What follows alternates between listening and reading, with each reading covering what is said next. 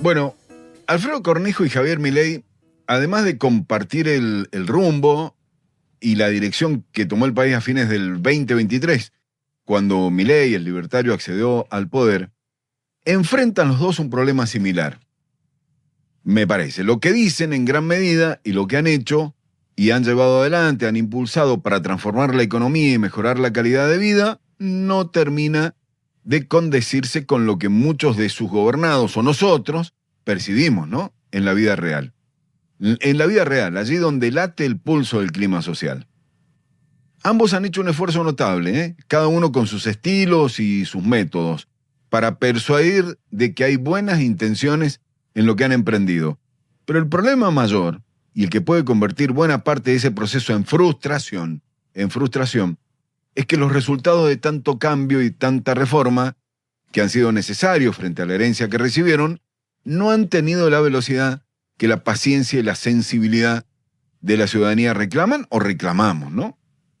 El discurso de Cornejo ante la Asamblea Legislativa dejó sobre todo hacia el final el reconocimiento de los costos necesarios, dijo, que debió asumir para conducir a la provincia en un proceso de transformación que ya se acerca a los 10 años y que ha dejado, como dirán quienes pueden mirar el vaso medio vacío, un estado de situación personal y colectiva de la sociedad todavía por debajo de las expectativas que se generaron al inicio de ese camino. Quiero decir que acá el laburo nuestro en gran medida tiene que concentrarse en ese medio vaso vacío. No para encarajinar la cosa, sino para advertir de lo que está faltando. Y aún así, vuelvo a Cornejo, y aún así sus palabras fueron ante todo una pieza de ratificación política, de esas en las que un gobernador no busca inaugurar una etapa, sino consolidar una dirección, ¿no? Reafirmar lo que se venía haciendo, un ciclo, ordenar el sentido de lo hecho y dejar en claro cómo pretende que se lea el presente de Mendoza en el contexto del giro económico nacional, ¿no? Pareció hacer eso, una referencia a cómo está Mendoza respecto de la nación. Pero también cuando empieza a insinuarse la despedida, tantas veces lo hemos dicho, el fin de ciclo de Cornejo como gobernador, hay en el discurso una intención de apurar y seducir con el inicio de otra nueva fase. Eso apareció sobre el final, la que él ha llamado la fase del crecimiento integral, apoyada en la articulación entre lo público y lo privado, con una fuerte presencia de la educación, de la capacitación, una forma de responder también a ese coro de críticas que ha comenzado a aparecer, muy especialmente del ámbito privado, el de las pymes y de ciertas cámaras, ¿no? En esta, que fue su penúltima presentación ante la Asamblea Legislativa, lo primero que apareció con nitidez fue la decisión de anclar el relato provincial en una idea que al oficialismo, que al gobierno, o que el oficialismo y el gobierno viene trabajando desde hace mucho tiempo. Que la Mendoza de este ciclo de casi una década no improvisó frente al cambio de época propuesto por Milei, que no cambió ahora, sino que llegó al cambio de Milei con un camino recorrido, con orden fiscal previo y con una estructura estatal que, según el propio Cornejo, le permite amortiguar mejor que otras provincias, que otras jurisdicciones, el impacto de la transición. Y en ese punto se juega, a nuestro modo de entender, una de las claves del discurso: acompañar el rumbo nacional sin quedar sometido o subsumido en él, ¿no? Como le reprocha la oposición. La oposición dice, lo escuchamos apenas terminó el discurso, ¿no? Es Milei. ¿Y cómo sigue siendo Milei sin los resultados que se necesitan, ¿no? Esa es la gran pregunta que se hace la oposición.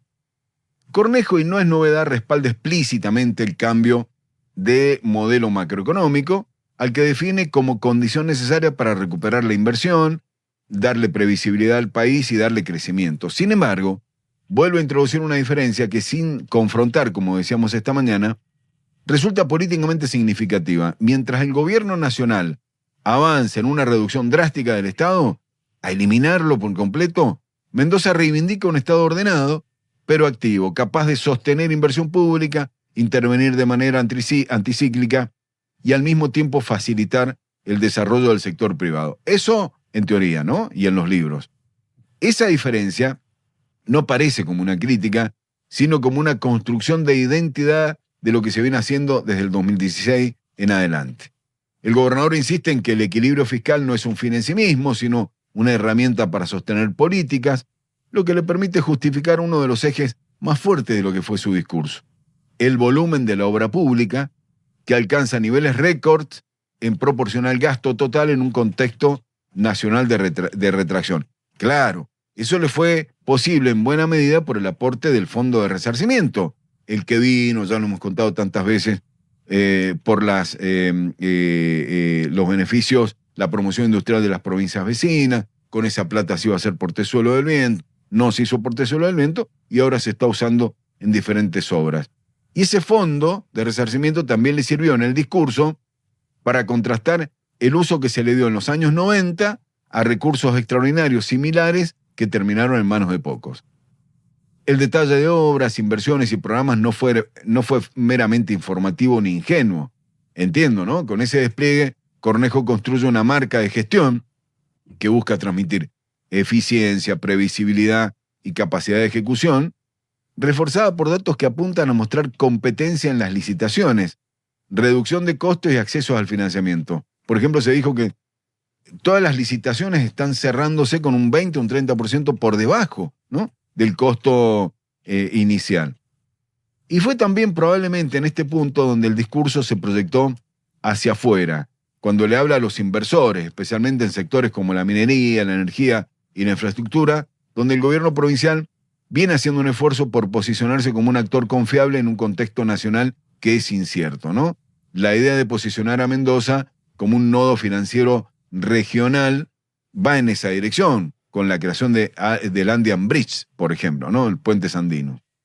Volvemos, la minería en particular aparece ya no como una posibilidad, sino como uno de los pilares del modelo económico que se busca consolidar, con PSJ Cobre Mendocino como emblema, ¿no?, de una etapa que intenta dejar atrás años de postergación, mientras que el desarrollo energético, con el impulso de la generación solar, ahora se va a inaugurar completamente el quemado, ¿no? El quemado en 10 o 15 días aproximadamente aquí en Mendoza.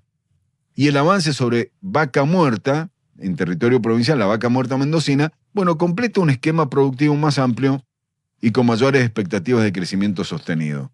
Ahora bien, en medio de esa ratificación del rumbo hay un elemento que el discurso incorpora con cuidado, pero que resulta central para su lectura política: el reconocimiento explícito del costo social del proceso en curso.